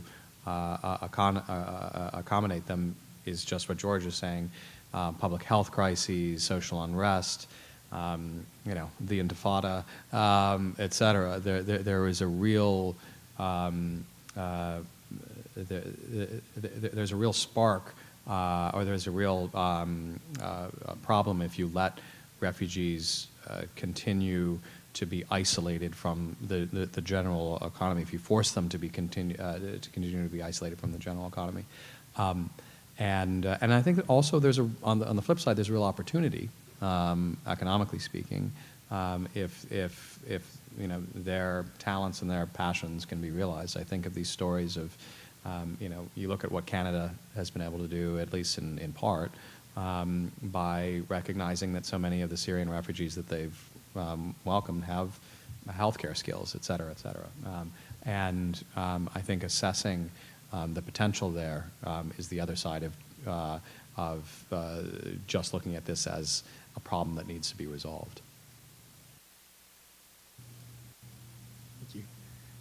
Senator Umidvar, I know you were in line and I might have scared you off, so I apologize for that. But thank you. This is a wonderful panel. I noticed that, and I forget who said, without the cooperation and participation of the host countries, 100% cooperation of the host countries, abuse in these jurisdictions will continue. And I'm thinking about, the Gulf states and other places. But there is another party, and that is the sending country. Could you comment on whether and if the coordinated efforts of the Filipino government in particular, which has a machinery of government dedicated to looking after their biggest export, which is labor, does that make a dent? Is this something the government of Kerala should do, the government of other Caribbean countries, for example? Because I think we miss the mark when we talk only about the host country and the vulnerable migrant. There is another party behind there. Should that be strengthened?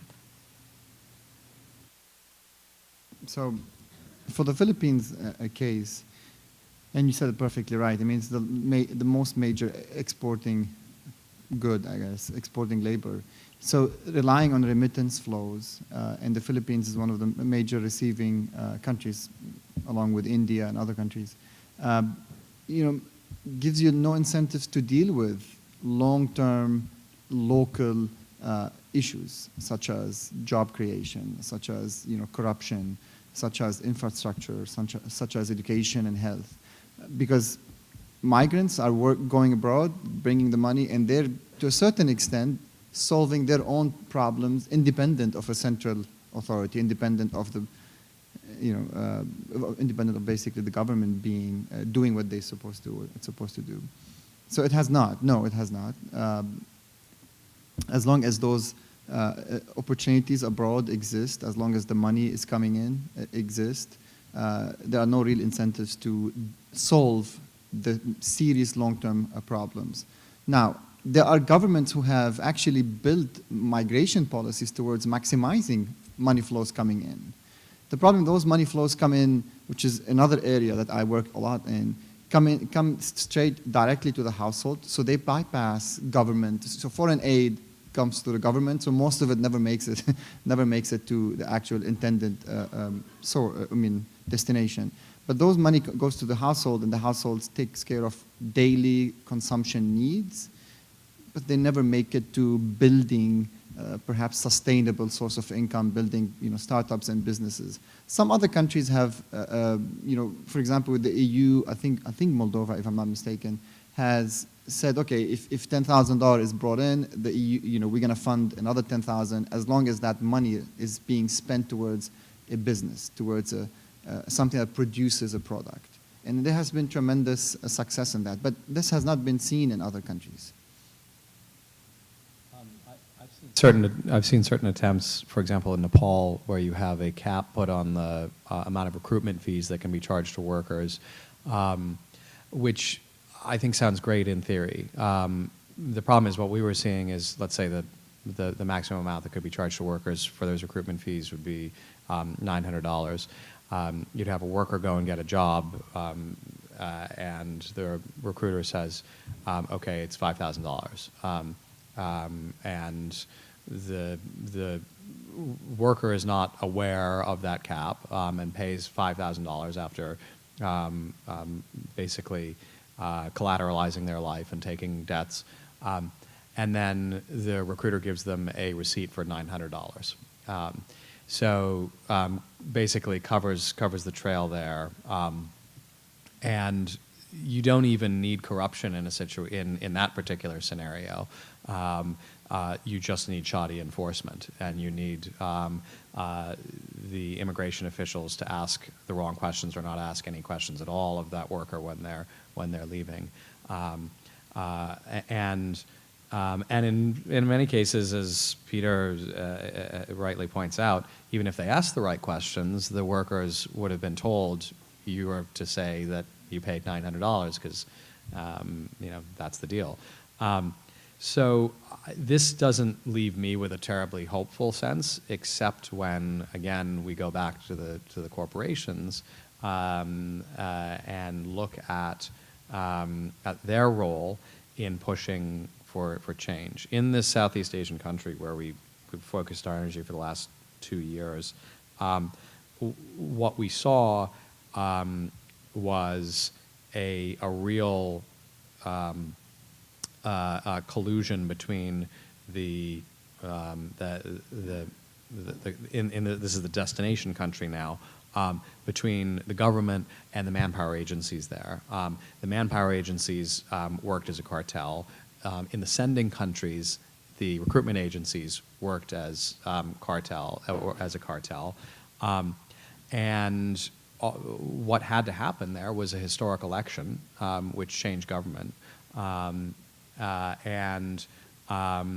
coupled with a lot of pressure as a result of our investigation, as a result of another investigation that that took place after ours was delivered, pressure put by the brands on those governments saying, hey, we're going to stop buying product here. This is going to be a $500 million hit to your economy in short order. And then there was a real understanding, oh, we need to stop these recruitment fees from being charged. Individual workers, I fear, can't do it alone. There needs to be collective action.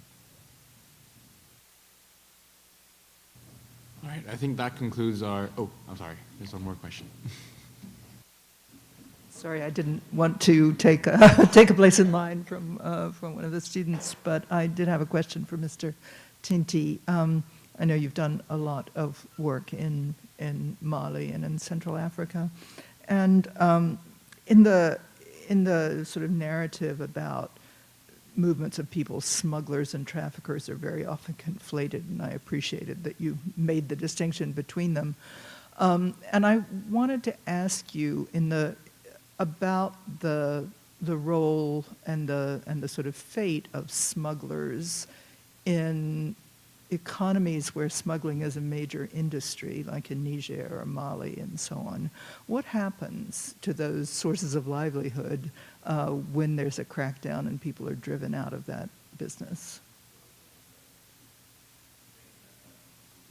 The most obvious example I can give is in Niger, so a country in West Africa that straddles the Sahara. So it's kind of where North Africa meets Sub-Saharan Africa, and there's one particular town in Niger called Agadez, which is became the epicenter of migrant smuggling in West Africa. And for a time, pretty much every migrant who was boarding a boat in Libya to try to reach Italy, who was of West African origin, had probably passed through this one tiny town on the edge of the Sahara Desert. And part of why it emerged as such a smuggling hub is because it had been a smuggling hub before the migration crisis. It's where everything is smuggled. The entire economy of northern Niger in many ways is the illicit economy, the smuggling of fuel, smuggling of foodstuffs.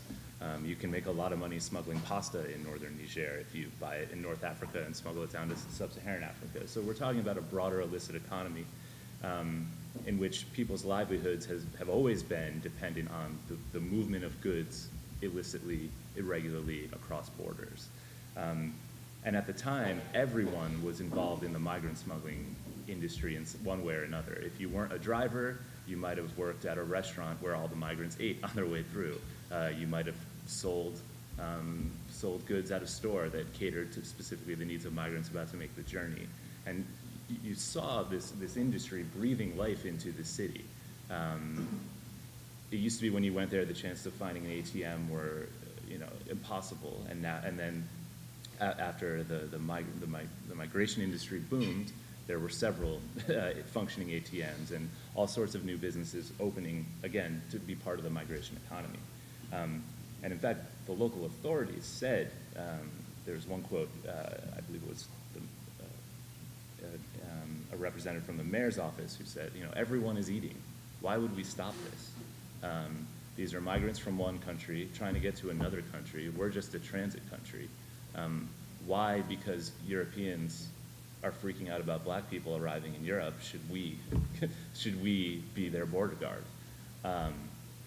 And in fact, there was a study that showed that even the military in northern Niger, who was collecting rents on these convoys passing through their area, wouldn't even be able to pay for their own fuel or provisions if they weren't taking a cut of these convoys going through.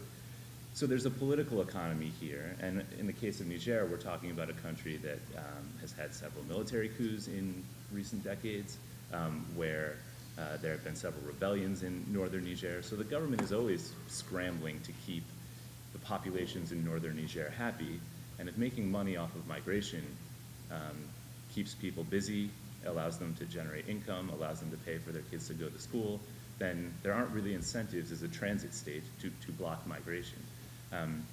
But eventually, through a lot of pressure from European states and the European Union, they basically convinced Niger to crack down on the most obvious forms of smuggling, and there has been in many ways an economic bust in Agadez. And again, in a part of the world where Europe is really concerned about stability, you know, an economic boom followed by an economic bust is almost never a recipe for stability. And there have been efforts to basically find new jobs for smugglers. Those efforts, the rollout of those efforts have been pretty haphazard. So you're convincing people who used to make a lot of money doing this kind of interesting work. There's also some sociocultural aspects of just the dignity that comes with being a smuggler who drives around the Sahara. A young man who's engaged in that might not necessarily want to receive training, you know, funded by the EU in goat herding.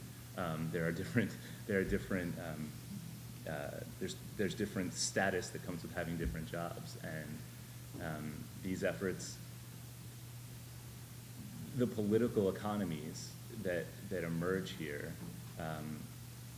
there's serious, I think, political risk and security risk to stopping them, especially in certain countries where, as I said, the illicit economy, the smuggling economy, is the economy and what allows people to thrive. So when the crackdown initially happened in Niger, and I was very concerned that there might eventually be another shoe to drop, that some of these young men who were making a lot of money, many of whom are from marginalized communities within the context of Niger, many of whom are former combatants or are, I guess the term of art sometimes is professionals in violence, who have skills that a lot of various armed groups could find useful. Will either recruit them or they'll flex their newfound economic power in ways that are political and quasi-political. Sorry, it's a long answer. The last thing I'll say there is these types of interventions, I think European policymakers writ large need to realize that they are interventions. These are not neutral, helping a country write a law and pass a law that fundamentally changes how people operate. And in fact, what has happened in Niger is the mobility, they've criminalized mobility in northern Niger. There's nothing illegal about driving people in the desert. But the border of where Niger meets Libya has de facto been pushed down by policy. And that has repercussions. And if you're going to more or less force a country or bribe a country into changing the way people's lives are led and how people make money, then you need to be prepared to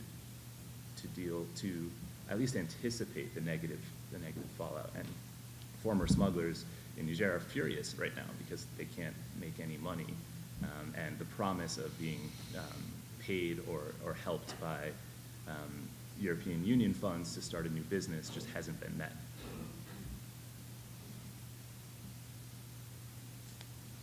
Okay, I'm hesitant to say that the panel is closed. If there are any last questions, speak now or forever hold your peace. Okay, I think we've concluded our first panel of the day. I just want to announce that if you would like to talk about this further, there's going to be a breakout session on Sunday that's going to focus on the 2022 Qatar World Cup, and we're going to talk about sort of the moral, legal, and ethical dilemmas of using migrant labor for that. Sorry? Oh, sorry, it's on Saturday, not Sunday, my bad. Mr. Nofel will be speaking in that breakout session, so if you're interested in that, please do come. Apart from that, our next panel should be starting soon, but thank you for your patience with us, and yeah, thank you for coming out today.